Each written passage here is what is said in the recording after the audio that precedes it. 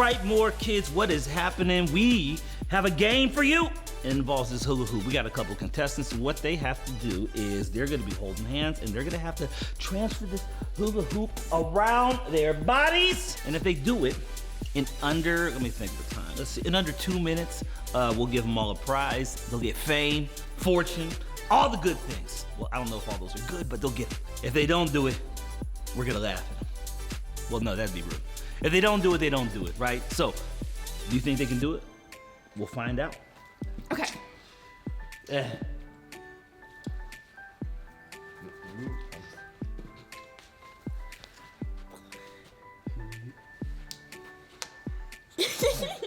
Easy. Yay! Wow, Pastor Drew had this challenge, and 3 of our great friends here, they didn't just do a semi-good job, they did a great job, and they were way faster than we expected them to be. It was really cool because they all came alongside and helped each other. And today, since we're talking about how God helps us, we're gonna go deeper into a lesson all about how not only does God help us, but He showed in the Bible a really cool place where someone else came alongside a king, and that person was David. David came alongside King Saul. We're gonna see how he did that because, well, you know, if God helps us, He does send people to help us too.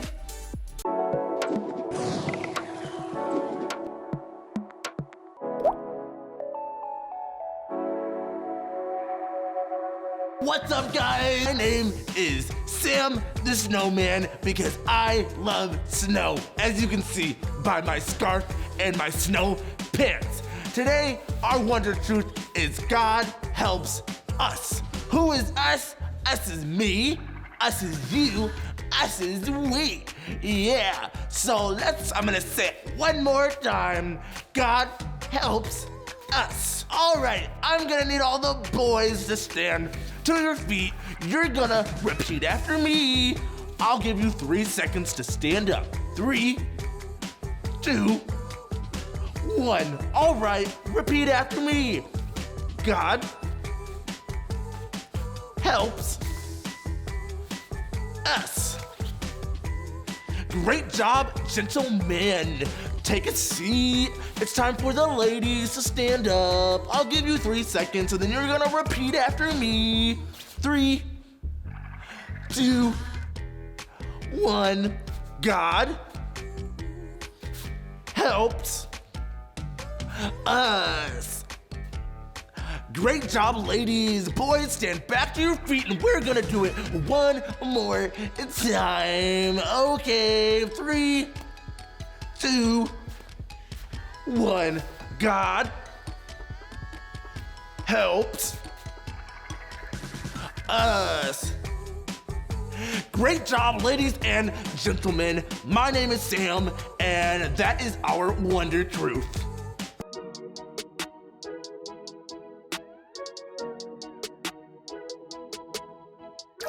Wow, word of wonder! We're back with our word of wonder. I am so excited. We are doing a new verse. So last week was our first time doing this verse, and this will be our second time. And because it's our second time, we are going to be doing some moves now. So last time we were kind of just doing it, but today we're gonna introduce some moves. So I am so excited. With that though, I need y'all stand to your feet. Stand up, come on, stand up, come on.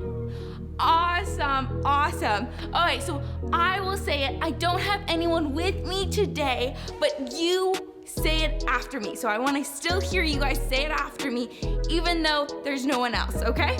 So let's do this together with moves. So try to do the moves with me. Ready, set, go. Be still and know that I am God. I will be honored amongst the nations. I will be honored in the earth. Psalms 46:10. Awesome, great job, guys. Okay, we are going to do that again, so stay standing. If you sat down, come on, stay standing, stand up. And we're gonna do it again with the motion, so try to do it as best as you can. Ready? Be still and know that I am God. I will be honored amongst the nations.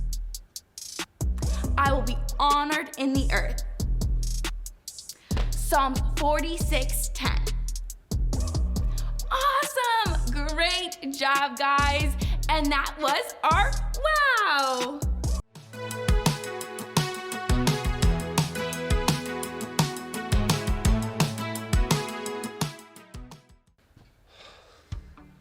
Hey Josh, why are you pacing back and forth? It's nothing. I just. No, see, I know when you say it's nothing, it's really something. What's going on? So you know my dog. Yeah. All right, Madison. Madison. And she was out, using the bathroom, maybe a little barking a little bit. She likes her squirrels. Yeah. She was doing hardly anything. And instead, my neighbors, they could have come and talked to me and say, hey, Madison's barking, we're trying to get some sleep. That would have been civil. You want to know what they did? They went and they dumped a bucket of water on my dog.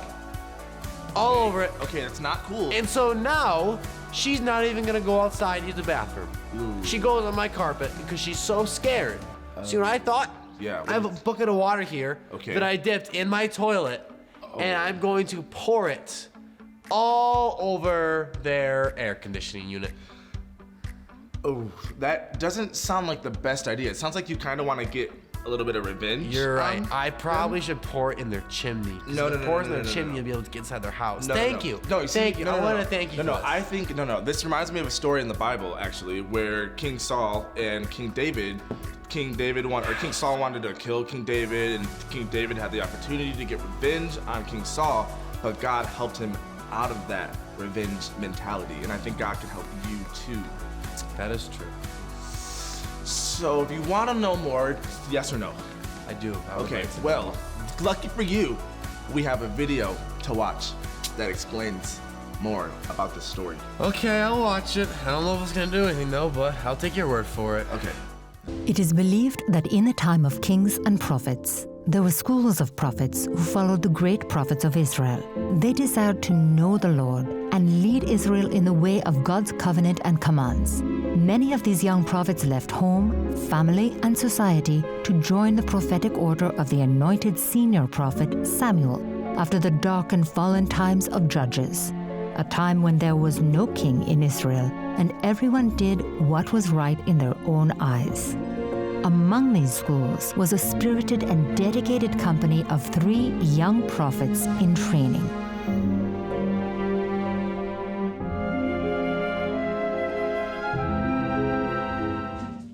I thought this was History of Kings class, not the wilderness training.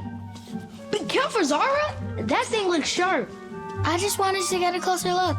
A closer look indeed, my young prophets. Sit, for I have much to learn and you have much to share. Professor Zara, did you say that you have much to learn? That I did. Our tools are here, the spear and jug. Our fire is ready, our imaginary campsite is set. All we need now is our teacher. Well, if King David only needed one smooth stone to kill Goliath, I guess That's it, Zara. Today, we'll be learning the true story of King David before he took the throne. In our last reading of the scroll from the senior prophet Samuel, we learned that Israel wanted to be like the other nations around them, so they asked for a king to lead them. God chose a man named Saul to be Israel's first king. But King Saul didn't do what was right in the eyes of God. Yeah, he was a good king for a while, but he started to disobey God and do things his own way. Wow, you all have learned so much. If King Saul didn't do what was right, does that mean God chose someone else to be king? God did take the kingdom of Israel away from King Saul. And because God could see each person's heart, God chose a young man named David to be king. Oh! Yes, Liv? I learned in my Heart for Worship class that David loved God very much, but he didn't become king right away. In fact, he even served King Saul for a while. But Saul got jealous of David because he knew that David would be the new king of Israel after him. Professor, is that true? I'm not the one with the scroll. Zara? You're right, Liv. David did serve King Saul, and Saul was jealous. So jealous that David had to run for his life and hide from King Saul. Saul chased David and tried to kill him many times, but God was with David and helped him. It says here that David had the opportunity to kill Saul twice. Why didn't he? God had already chosen David to be king after Saul. And King Saul was a bad king anyway. He was trying to kill David. This is true, but God had anointed Saul to be king, which means he chose Saul, just like God had chosen David. One of the times David could have killed Saul, David was with his men when King Saul came chasing after him. King Saul and his army set up camp and settled in for the night. Saul slept in the middle of the camp. Ah, I get it. This is like the camp where Saul and his men were. So cool! What about the spear? The water jug. King Saul and his army were all sleeping, so David and Abishai crept right up to King Saul. They got so close that they were able to grab his spear right by his head. Abishai told David that God was delivering Saul into their hands. Abishai wanted to take Saul's spear and stab him with it. Don't worry, Liv. He doesn't. Does he? He did not kill Saul. Instead, David and Abishai took the spear and Saul's water jug and left the camp. Taking Saul's belongings showed that David and Abishai chose not to harm the king. David wanted to honor God, so he respected King Saul, who God anointed. David knew God was in control. He also knew that God had chosen him to be the next king, but deciding when that would be wasn't his job. I need some water after all this drama and suspense. What happened next, Zara? David went to the top of the hill and called out to Abner, the commander of Saul's army. Abner, you didn't guard your master. He sure didn't. I bet they were scared and thirsty. David reminded King Saul that God had helped him that day. He said, "The Lord rewards everyone for doing what is right and being faithful. He handed you over to me today, but I wouldn't harm you. You are the Lord's anointed king. Today, I thought your life had great value. In the same way, may the Lord think of my life as having great value. May he save me from all trouble." That day, King Saul promised to stop chasing David, and they each went on their way. God definitely helped David that day. Yeah, otherwise King Saul wouldn't have made it out alive. It must have been hard for David to let King Saul go. Maybe, but David knew God is in charge and God knows what's best. Exactly, Zara. Just as God cared for David and Saul, God values each of us. He cares about what's happening in our lives. And he helps us too. God helped you to teach class today, and you did a spectacular job. Thanks, Professor. We can always go to him because God helps us.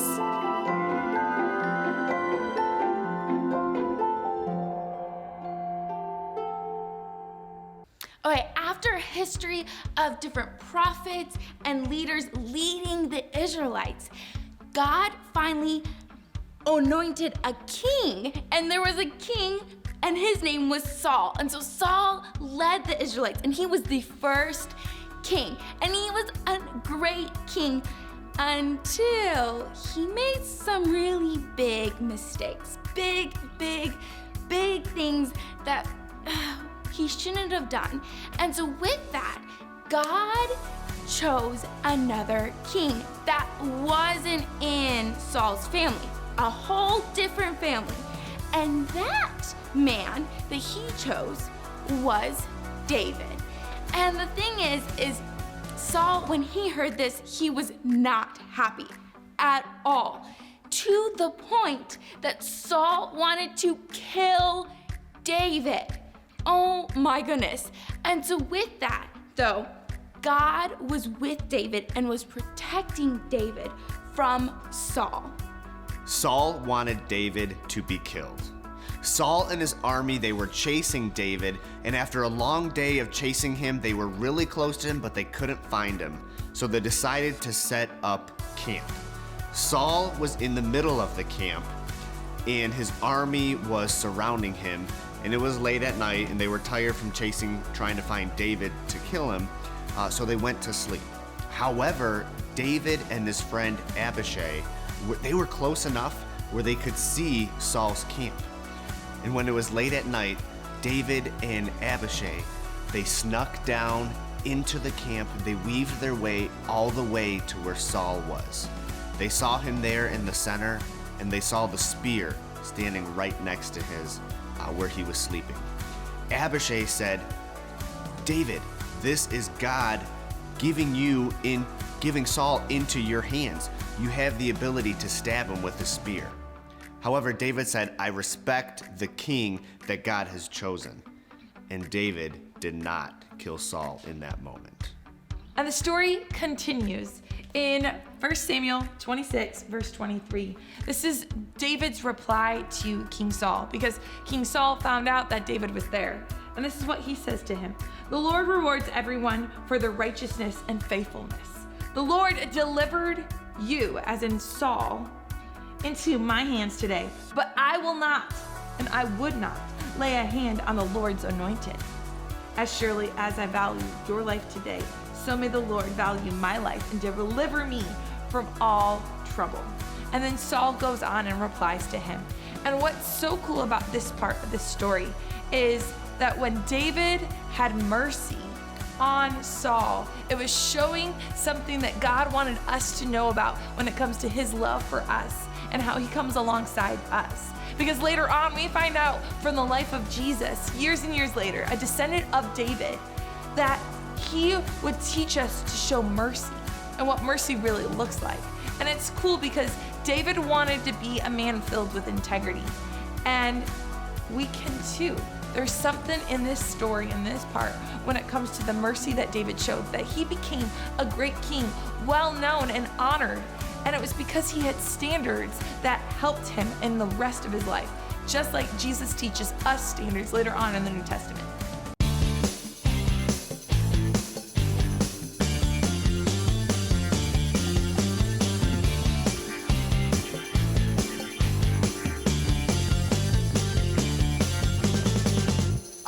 Okay, welcome to our Rewind Review. I have Mr. Josh here. What's up, my homies? And I have Miss Danielle. And we are going to get right on into it. Y'all ready? I'm ready, Joe. This is winner. Winner gets to Get past Drew's house. Gets to push the loser into a pool of nacho cheese. All right. That's not acid. First question. How did David know King Saul? Well, pre-King David was his harp player, but he was also in his army too. And then also David was anointed as the next king, so Saul knew about that. There's many ways he knew King Saul. I'll take those. The one that is on this piece of paper though says that they met when David killed Goliath. The more Well, technically, he would have met him before he killed Goliath, when he went into the tent and asked, and they were doing like the army and stuff. Yeah, your piece of paper's wrong, host man. Sorry. Okay. But technically, that would be when. Technically. Before he actually killed Goliath. Technically. Okay, sorry. Let's go on to the next one. All right, number 2. Neither of you get a point for that. Wow. Come on. I'm just kidding. Okay, number 2. Why did King Saul want to kill David? Well, King Saul saw David as like a threat. Like David was gonna come and become king, and he wanted to still be king. Yes. Saul did not want David to be king because he still wanted to be king. And that's why he wanted to kill him. That is true. That is correct. Next question. Number 3. Who snuck into Saul's camp with King Abishai! No, hey, I got it. Abishai. Correct. Danielle is up by 2 points now. All right, number 4. don't hate the game master. What did David and Abishai take from King Saul's camp? It was spear and his water jug. That is correct. His spear and his water jug. Number 5. Did David and Abishai hurt Saul? I didn't finish. Did he hurt Saul when he was asleep? No, he did not. All right. Why didn't David hurt King Saul? Let me tell you what. Be quiet. He said, I'm gonna have mercy, so I hope God has mercy on me. It's Scrolling business if he's ever in that scenario. Okay, yes, but like, No. what? Yes. But King Saul was something to God specifically. Well, he was God's anointed. Yes, is the answer. Correct. Number 7. What was the wonder truth for today? Oh my goodness, the wonder truth? I'll give you a hint. God helps us? Yes. How did this? How is Does that this sound a like hint? it? Somebody gave this. Number 7. Oh, number 8. Last question. It is tied. I think. All right. What book of the Bible is today's word of wonder found in? His hand was already on it. Okay, I'll give you 3 seconds. You Psalms. can say it at the same time. Oh. 3, 2, 1. Leviticus. Psalms 46:10.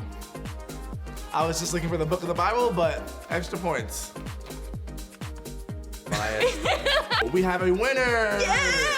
And we have somebody who's still a winner because he knows the Lord. And honestly, Yes. if you know the Lord, you're a winner. Amen. All right. That is our rewind review. Thank you so much for joining us. And that is the end of today's lesson. Remember, the whole story that we talked about was the idea that David showed mercy to Saul, which is really kind of an introduction of what Jesus would do for us by choosing to die for our sins. So remember that this week. Thank you so much for watching, and we will see you again soon.